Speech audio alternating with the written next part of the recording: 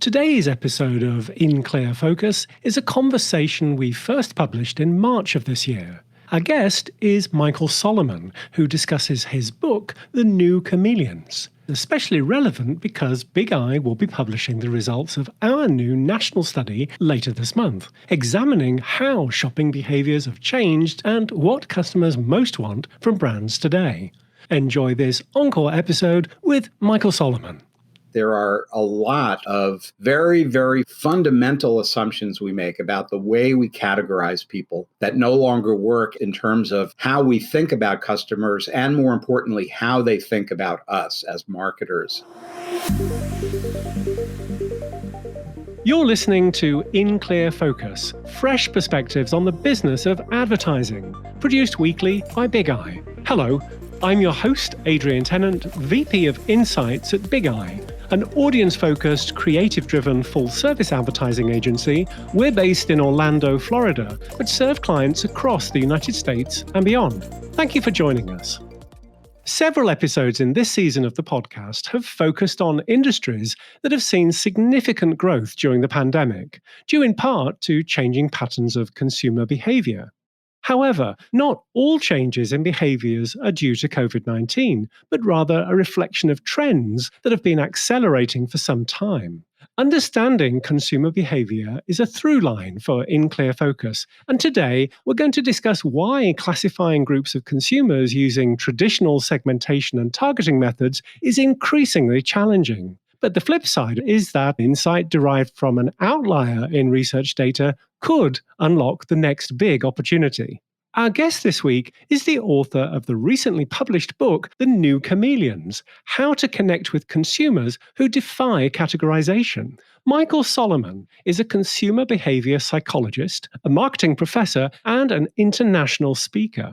Currently professor of marketing at St. Joseph's University in Philadelphia, Michael also advises global clients on marketing strategy and consumer centricity, working with brands including Intel, BMW, eBay, McKinsey & Company, Ford, and Levi's. Michael regularly contributes articles to Forbes magazine and has spoken to Fortune 500 companies, top advertising agencies and marketing associations, and government organizations worldwide.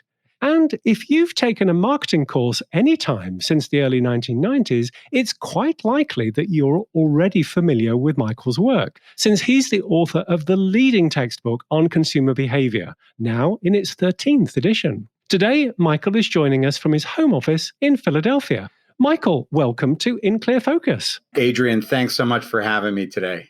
Michael, you're a prolific author and writer contributing articles to journals and magazines. Your latest book is entitled The New Chameleons: How to Connect with Consumers Who Defy Categorization, published by Kogan Page. What prompted you to write this book?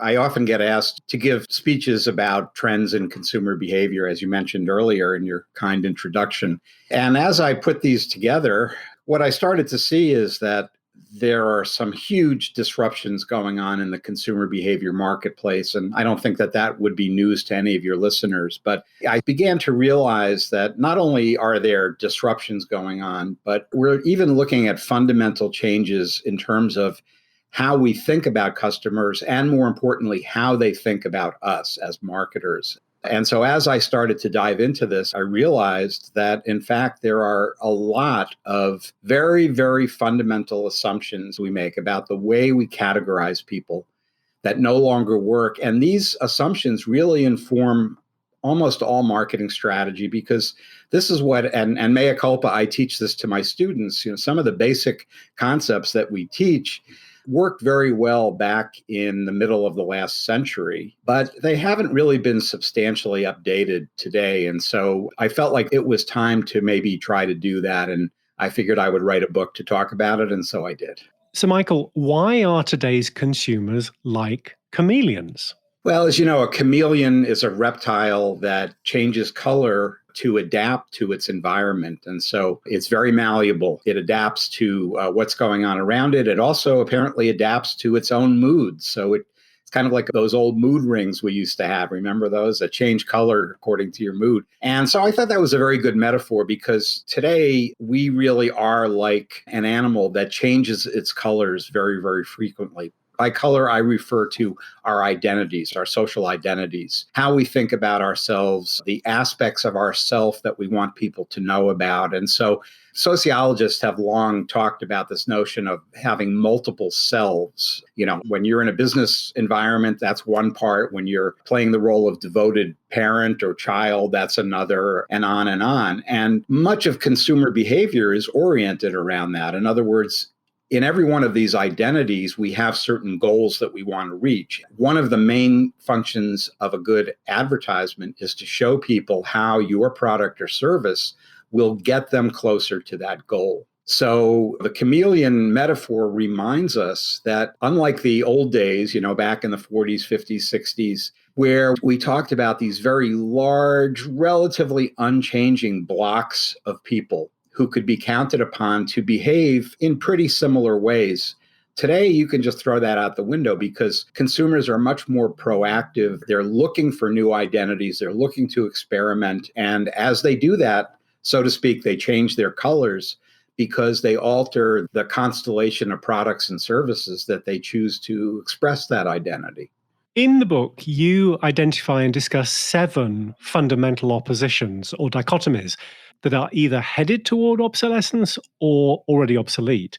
The first of these focuses on a long-established foundation of market research, as well as media planning and audience segmentation, namely consumer demographics. Michael, why are they obsolete, and in what way should we rethink how we define consumer groups? Yeah, so market segmentation, especially demographic segmentation, as you know, is the bedrock of modern marketing strategy. And it was actually invented back in the early part of last century by the good folks at General Motors.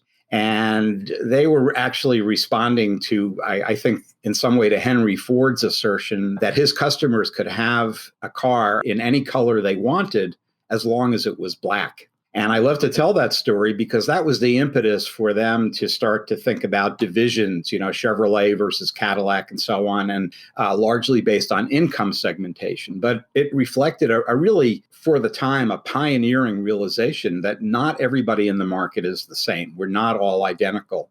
So let's identify these large homogeneous groups where we can message a group, say men in their 50s or women in their 20s who live in urban areas, what have you. And that approach worked very well for a long time when we lived in a broadcast kind of environment. At one point we had in the US 3 and then later 4 television stations that basically reached everybody. And anyone listening to this knows that that is totally outmoded today. We have thousands of stations and thousands of interest groups. We have basically a fragmentation in our culture as people are picking and choosing much more proactively. I like this, I'm going to sample that, and so on. And what that means is that, sure, it's great to start with demographics. For a long time, we've advocated layering over that psychographic kinds of data, psychological differences and so on.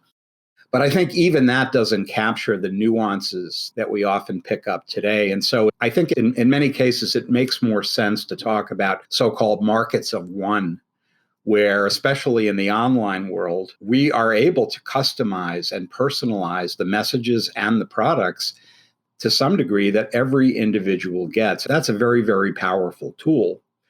And not only that, you can get trapped by thinking that just because you've assigned someone to a demographic category, you understand them. And so, for example, one of the dichotomies is the old one of male versus female, and so if you do that and you say, well, I'm going to pick the male or I'm going to pick the female market, well, by definition, you are already leaving half of the population off the table because you're not going to consider them. And so there are many, many examples of that. When we relax those old dichotomies, that's where we see the real market opportunities are hidden. We typically employ generational groupings in research, focusing on differences between the youngest cohort, Gen Z, and older groups, Gen Y, Gen X, and of course, boomers. Michael, is this generational approach to marketing still useful?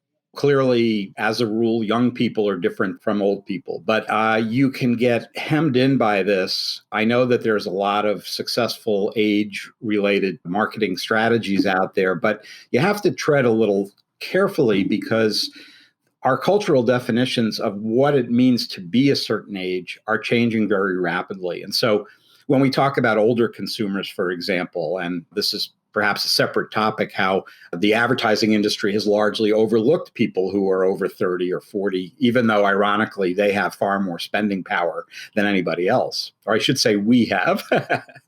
But there's an example where we talk about cultural definitions of aging and what it means to be old. And today we all know that, if you're in your 40s, 50s, 60s, 70s, that means something very different than it did in our parents' generation. And so we hear that 80 is the new 60, 60 is the new 40, et cetera. I don't think that's just a convenient way for older people to rationalize having another birthday. I think that there is a sea change in terms of what people will allow themselves to do. And so again, these generational splits are useful to a point. They can become dysfunctional. So for example, back in my day, we had an expression, never trust anyone over 30. And that was true until we all turned 30, then it became a different story.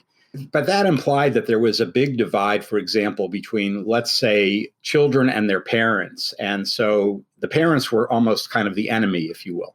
Today, that is definitely not the case. And when you talk to a lot of younger consumers, and I get this from my students all the time, they consider their parents often to be their best friends. They go shopping with their parents, more importantly for marketers. So there's an example where that kind of, let's put them in a category and assume that they have no contact with another age category or they don't have any aspirations that they share with that category. That can be very dysfunctional. Let's take a short break. We'll be right back after these messages. I'm Marissa Martin on Big Eye's operations team.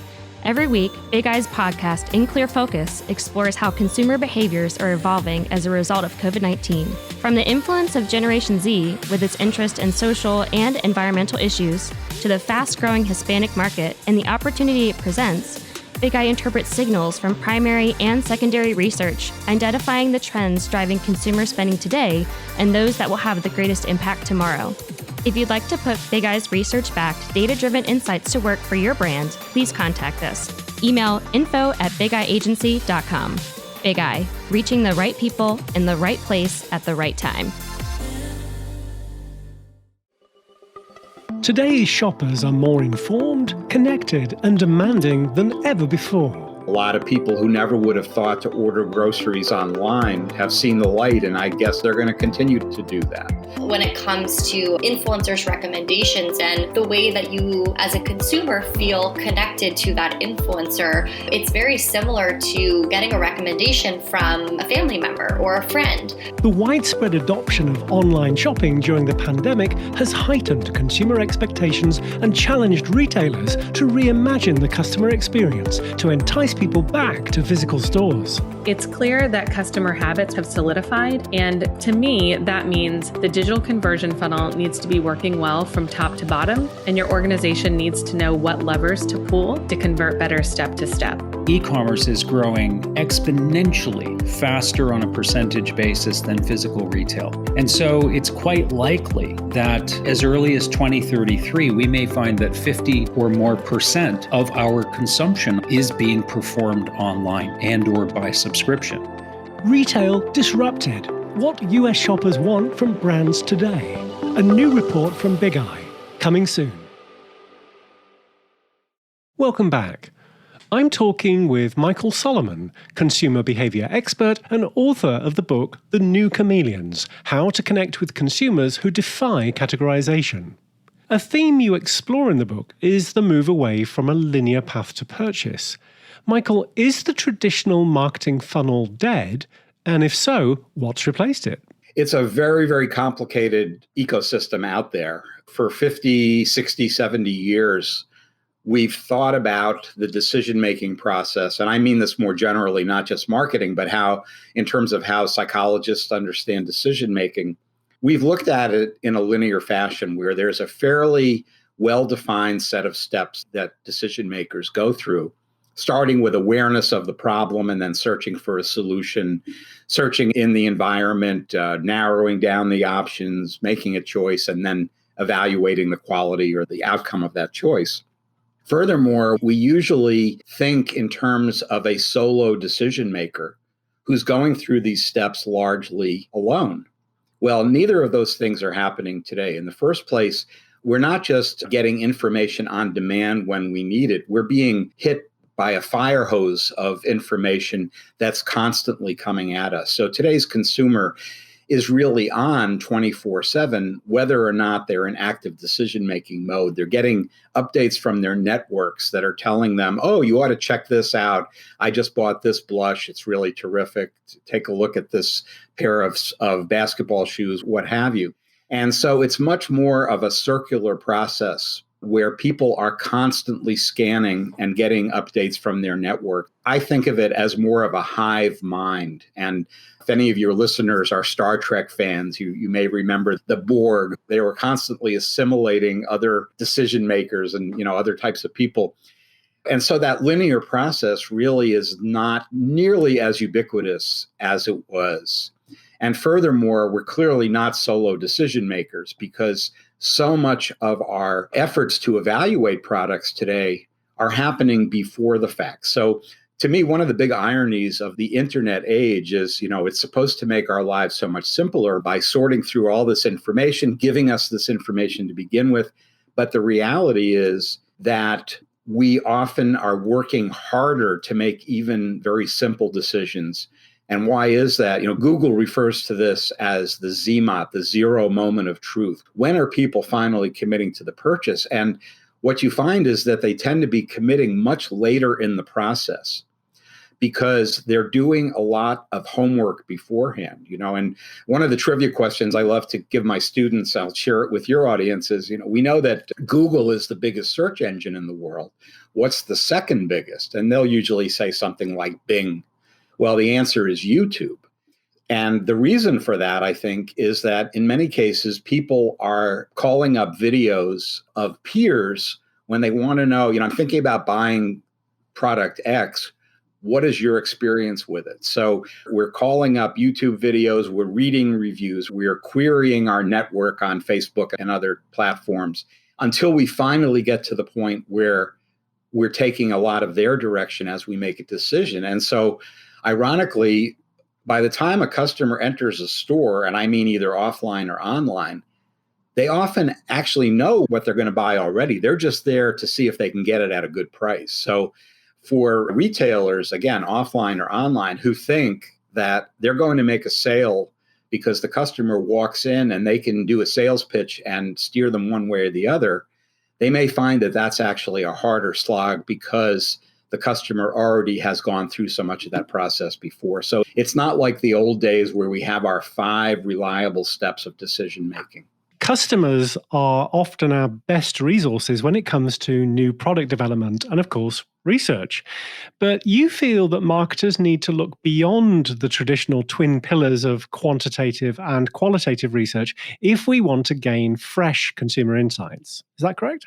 Well, it is. I think one thing we need to do is, and when we're seeing this to a large extent, a resurgence of qualitative research, which, as you probably know, had its heyday back in the 1950s, but is coming back with a vengeance today. And that's because quantitative research definitely has hugely important value to us when we're looking at insights, but it paints a very broad but superficial picture.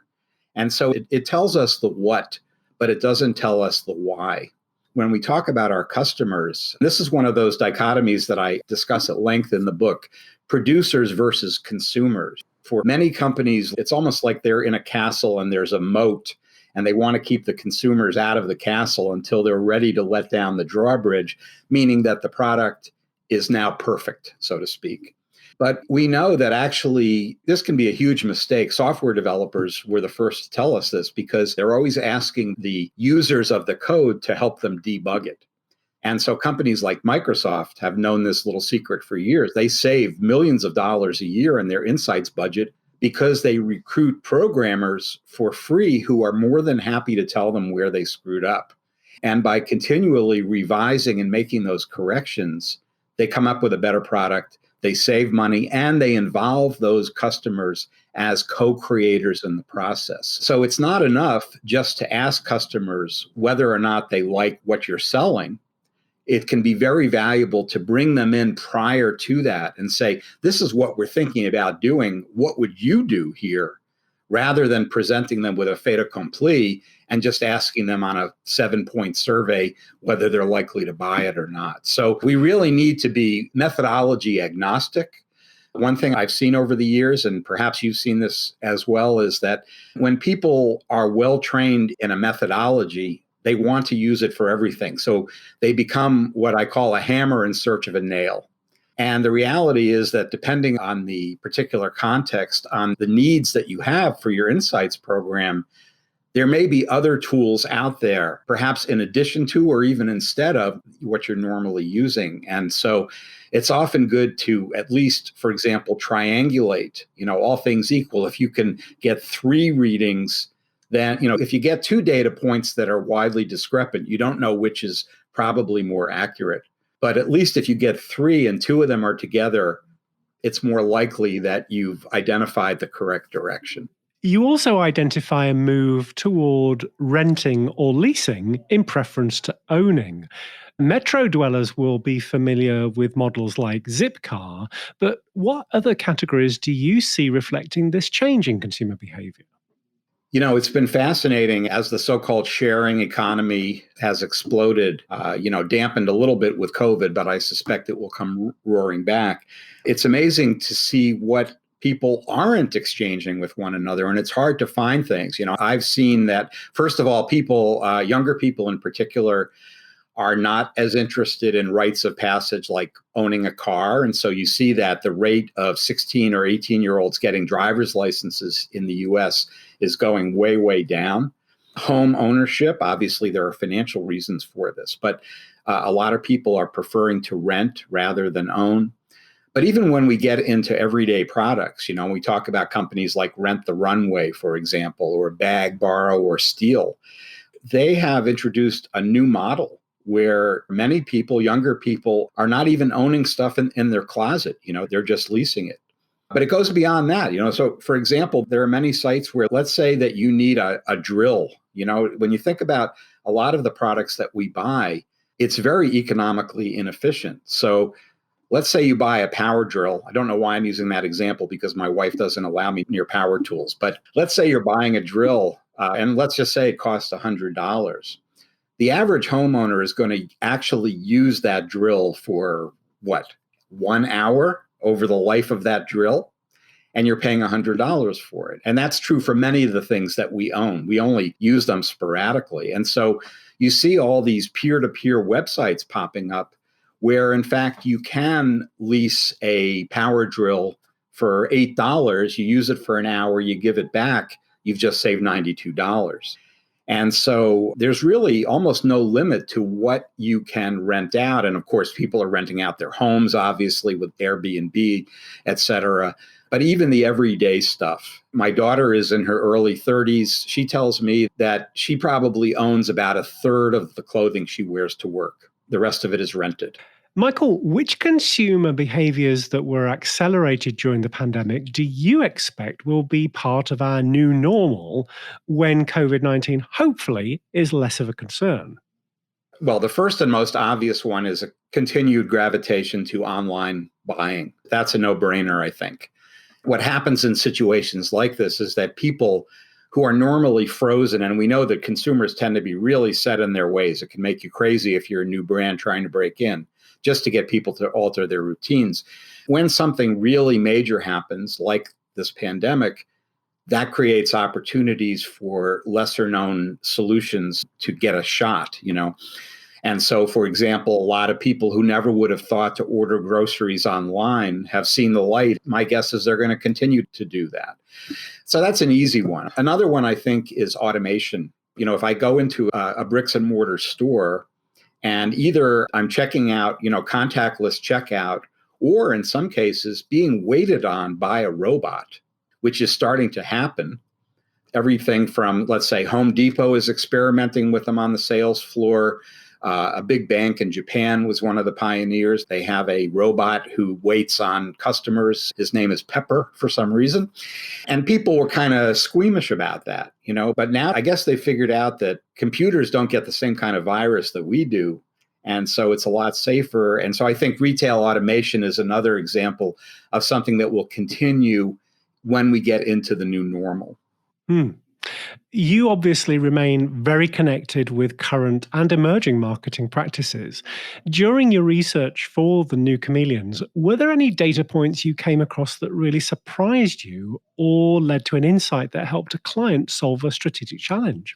That's a great question. I think one of the biggest aha moments for me was a few years ago. My business partner and I were working for a very large multinational industrial company. We got to know the head of R&D, and he had a budget of about $100 million a year to spend on research. How about that? And what we learned was, how much was he spending on consumer research? And the answer was zero out of that 100 million. It was all about building the better mousetrap, so to speak. And he was open enough to put us onto a task force. There were about 30 engineers and chemists on the task force, and the two of us who were both psychologists. And what we saw is that, and I think their approach is very, very similar to a lot of other companies. They had what they called a molecule-forward approach, which meant that they would task their R&D people to come up with literally a brand new molecule. And then they would try to push it through the channel and figure out what might be the applications and who might buy this thing. And what we persuaded them to do was to take a step back and actually implement what we called a market back approach, which is really marketing 101. What I tell my students all the time is that we start at the end and work backwards. We don't just invent something and then see who wants it. We start by identifying an unmet need, and then we see if our capabilities align with that. I just took that for granted, studying consumers for years and years. And what I discovered was that the engineers and scientists who made these products, for example, had never sat in on a focus group.